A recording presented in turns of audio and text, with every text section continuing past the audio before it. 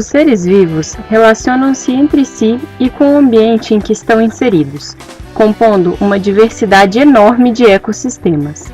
Essas relações entre os seres vivos são influenciadas pelas necessidades de cada espécie e pela disponibilidade de recursos propiciada pelo ambiente.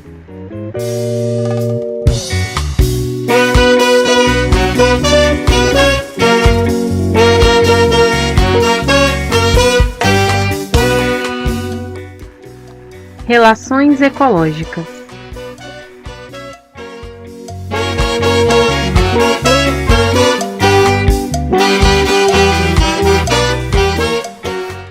As relações ecológicas podem acontecer entre indivíduos de mesma espécie. Essas relações são denominadas relações intraespecíficas. Já as relações entre indivíduos de espécies diferentes são relações interespecíficas.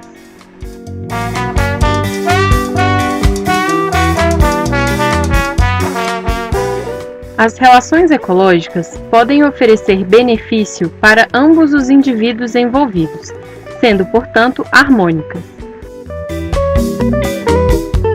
Ou podem trazer prejuízo para algum dos indivíduos, denominadas relações desarmônicas.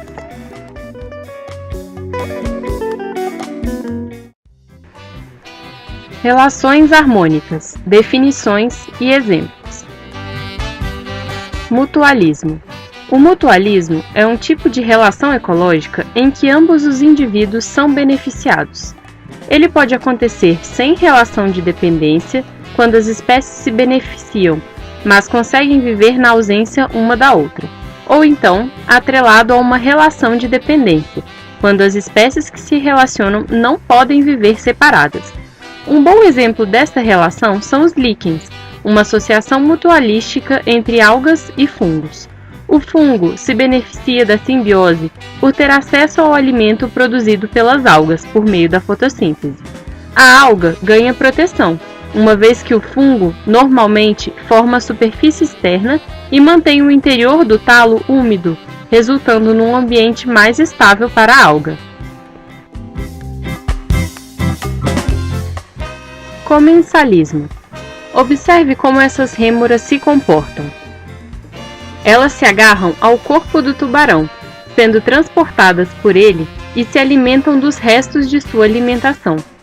Sua presença não interfere nas atividades do tubarão, e ele não sai prejudicado com essa relação. Este é um exemplo de comensalismo, uma relação que traz benefício para um dos envolvidos, no caso a rêmora, sem que o outro seja prejudicado.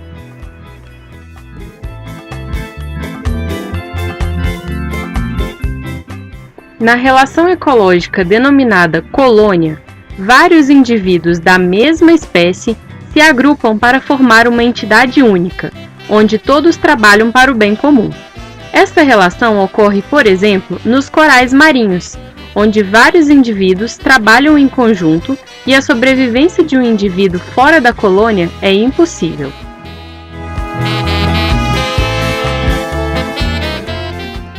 Há ainda um outro tipo de relação harmônica, em que indivíduos da mesma espécie cooperam entre si, sem que haja a formação de uma entidade única. É o que ocorre num formigueiro. Nesta relação, há divisão clara de funções entre os indivíduos em prol de todos. A essa relação ecológica damos o nome de sociedade.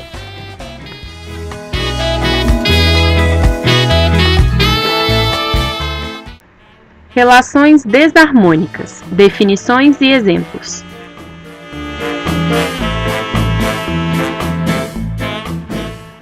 Uma relação ecológica que claramente traz prejuízo para um dos envolvidos é a predação, na qual um indivíduo utiliza o outro como alimento. As aranhas, por exemplo, se alimentam de outros animais que ficam presos em sua teia.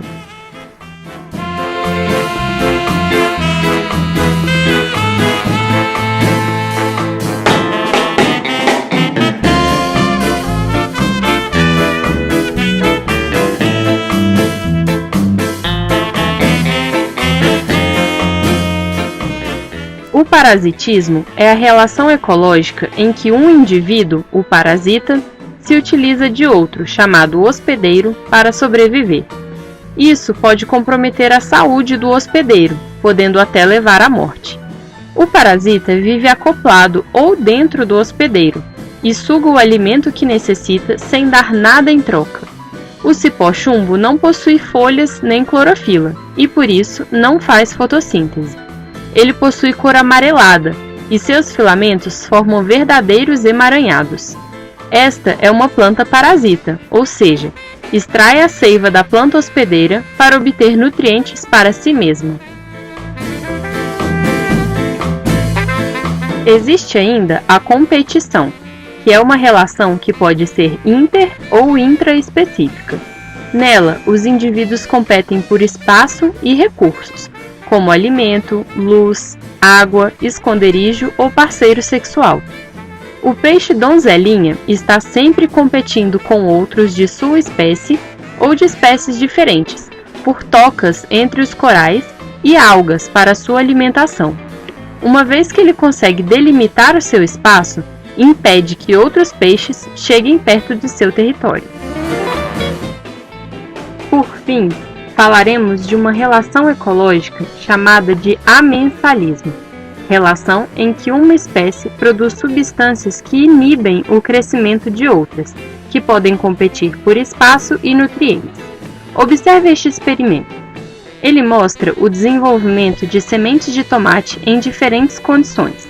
Na primeira placa foi adicionado somente água. Na segunda e na terceira placas foi adicionado o extrato das folhas de lobeira, uma planta do cerrado, em duas concentrações diferentes. Observe que nessas duas últimas placas, as plântulas que germinaram não conseguiram se desenvolver tão bem quanto na placa que só continha água. Este é um exemplo de amensalismo. Compostos presentes nas folhas de lobeira dificultaram o crescimento das plântulas de tomate. Estes são os principais tipos de relações ecológicas. É necessário entender que essas relações não podem ser vistas como boas ou ruins. Todas elas são importantes e necessárias para a manutenção do equilíbrio e da complexidade do ecossistema. Qualquer interferência que ocorra no ecossistema pode modificar e prejudicar essas relações. Daí surge a importância de se preservar os sistemas vivos.